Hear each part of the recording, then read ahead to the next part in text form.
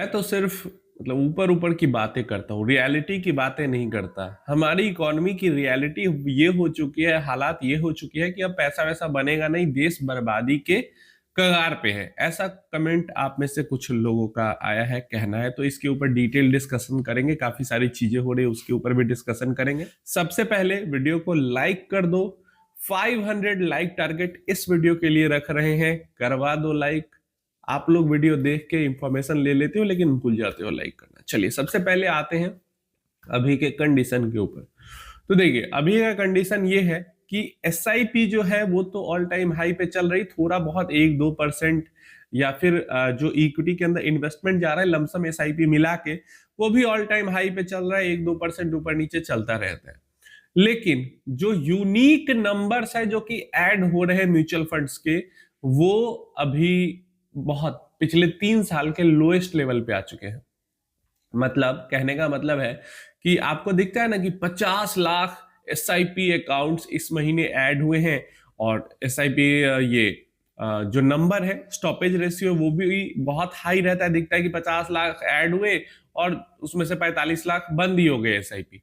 तो वो सिनारियो तो अलग है, लेकिन ये जो 50 लाख एसआईपी के जो फोलियो ऐड हो रहे हैं, इसमें नए इन्वेस्टर कितने हैं पता है आपको? यूनिक न्यू इन्वेस्टर, मतलब जिन्होंने पहले इन्वेस्टमेंट किया ही नहीं है, यूनिक पैन से इन्वेस्ट कर रहे हैं। पिछले महीने ये नंबर सिर्फ 2 लाख रहा है, 2 लाख नंबर्स बस रहे, 2 लाख यूनिक इन्वेस्टर जुड़े हैं अप्रैल के महीने में। ये नंबर अभी बीच में पीछे कितना जाता था पता है? 7 lakh 8 lakh unique investor per month जुड़ रहे थे म्यूचुअल फंड्स में।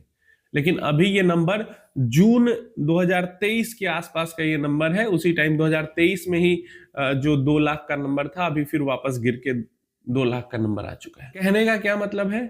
इतना बुरा परफॉर्मेंस, 2 साल 1.5 साल का बुरा परफॉर्मेंस होने के बावजूद, देखो ऐसा नहीं कि सारे म्यूचुअल फंड इस टाइम पीरियड में रिटर्न नहीं बनाए, काफी एक्टिव फंड से रिटर्न बना रहे हैं, लेकिन इतना मतलब खराब ऊपर ऊपर से देखे तो माहौल देखने के बावजूद अभी भी कम से कम जो इन्वेस्टर है, न्यू इन्वेस्टर है, वो जुड़ रहे हैं म्यूचुअल फंड के साथ। न्यू इन्वेस्टर नहीं जुड़ रहे या पुराने इन्वेस्टर ही भाग रहे हैं, ऐसा नहीं हो रहा है। प्लस 7 लाख 8 लाख नए अकाउंट्स हर महीने जुड़ते थे, अभी 2 लाख ही नए अकाउंट जुड़ रहे हैं हर महीने। फिर भी एसआईपी का नंबर एंड इन्वेस्टमेंट का जो नंबर है वो ऑल टाइम हाई के आसपास ही चल रहा है। इसका मतलब क्या है कि जो पुराने इन्वेस्टर है वो ज्यादा पैसा इन्वेस्ट कर रहे हैं और पुराने इन्वेस्टर्स कम भाग रहे हैं। अभी देखो 2 लाख 3 लाख ही नए इन्वेस्टर जुड़ते हैं, और फोलियो इतना ज्यादा कैसे हो जाता है? इसलिए हो जाता है क्योंकि मान लो एक इन्वेस्टर जुड़ा तो यूनिक इन्वेस्टर तो एक ही हुआ, लेकिन उसने 5 म्यूचुअल फंड के अंदर इन्वेस्ट की तो 5 फोलियो जनरेट हो गया। तो इस कारण फोलियो ज्यादा हो जाते हैं इन्वेस्टर कम रहने पे भी। चलिए अब जो सिचुएशन की आप बात कर रहे हैं, ये तो मैंने रियलिटी अभी की बता दी।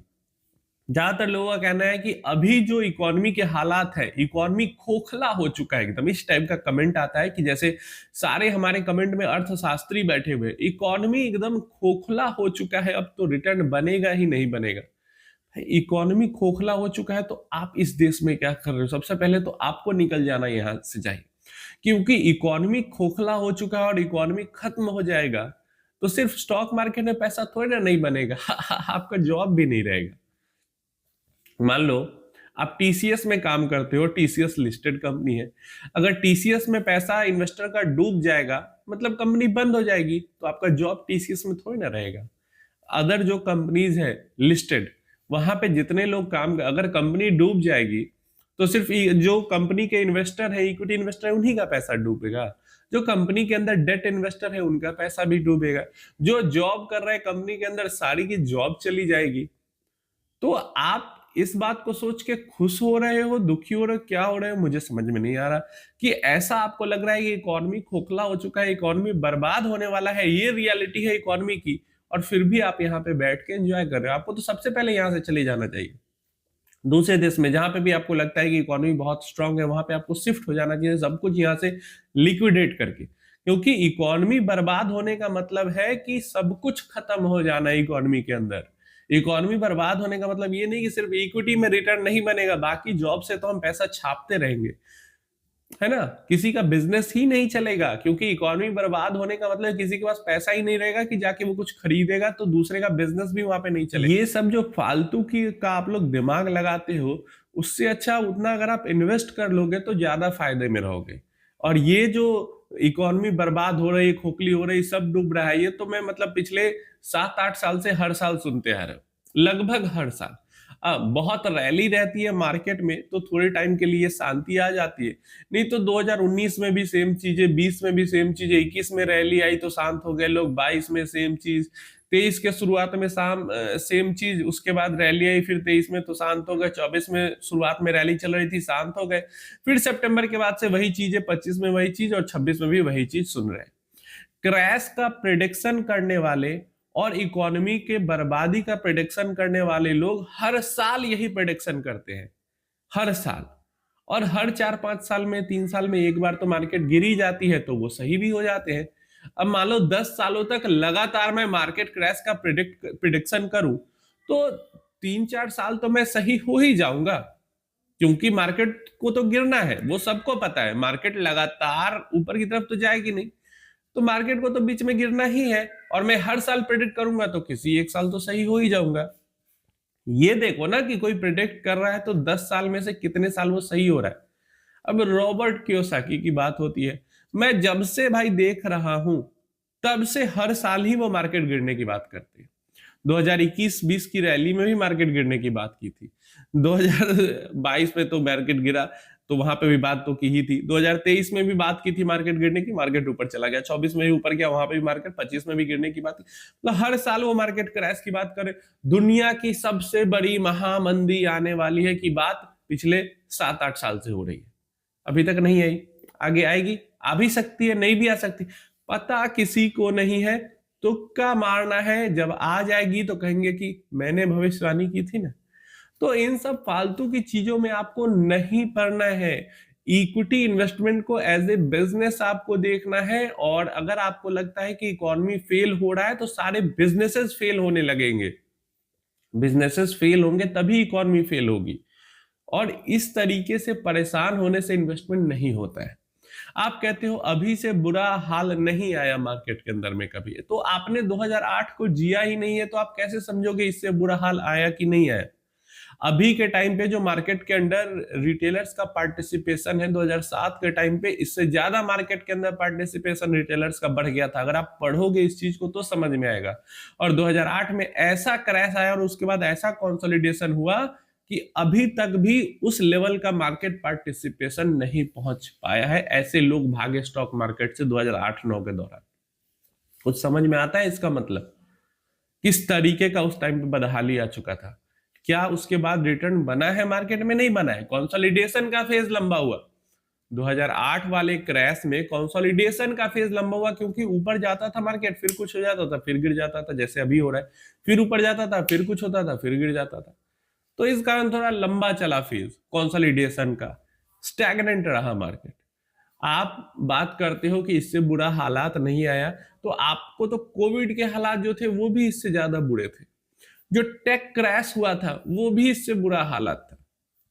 वो सब छोड़ दो, 90s के टाइम पे मनमोहन सिंह थे, जो हालात खराब थे, देश बदहाली, मतलब फॉरेन रिजर्व्स एकदम खत्म हो चुके थे देश के, कंगाली के हालात पे देश खड़ा था।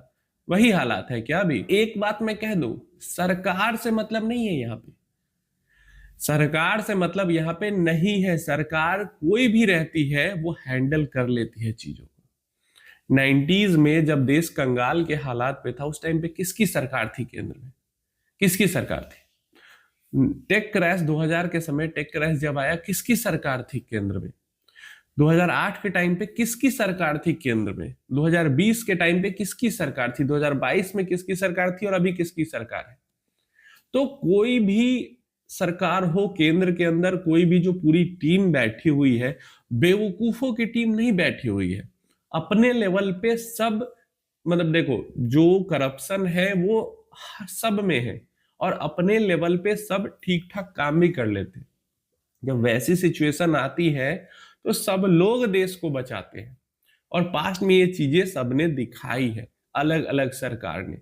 हर टाइम पे बीजेपी की ही सरकार थी या हर टाइम पे कांग्रेस की ही सरकार थी, नहीं। जो भी सरकार रहती है केंद्र में, वो अपने लेवल से इतना करती है कि देश एकदम डूब ना जाए, बर्बाद ना हो जाए। ठीक है, जितना उनको लूटना रहता है वो लोग तो लूटते हैं, लेकिन एकदम बर्बाद नहीं करते हैं। अब तक तो कम से कम यही हुआ है। तो इसलिए इस चीज की परेशानी में आपको नहीं पड़ना है। अभी से पीछे इससे ज्यादा बुरे बुरे हालात आए हैं, इससे ज्यादा। अभी कुछ नहीं है जो पास्ट में हालात रहे हैं। कभी आप उठाइए बुक्स या आर्टिकल्स उठाइए और पढ़िए कि 2008 के टाइम पे, अब क्योंकि आप उसको जी नहीं सकते, उसको आपने फील नहीं, महसूस नहीं किया, आपको लगता है कि नहीं उस टाइम पे कुछ हुआ ही नहीं। अभी कुछ नहीं हुआ है जो उस टाइम पे हुआ था उसके मुकाबले। आप 2008 के बारे में पढ़िए, 90s में जो चीजें हुई हैं उसके बारे में पढ़िए, फिर आपको समझ में आएगा एक्चुअल में क्या होता है दिक्कत मार्केट कंसोलिडेशन में। ये 1-1.5 साल में एकदम इतना परेशानी है कि देश ही बर्बाद हो रहा है। कैसे बनेंगे आप इन्वेस्टर, मुझे तो ये नहीं समझ में आ रहा। उम्मीद है इंफॉर्मेशन हेल्पफुल होगी। थोड़ी सी भी हेल्पफुल लगी तो वीडियो को लाइक जरूर कर देना एंड कमेंट में अपनी राय जरूर दे देना।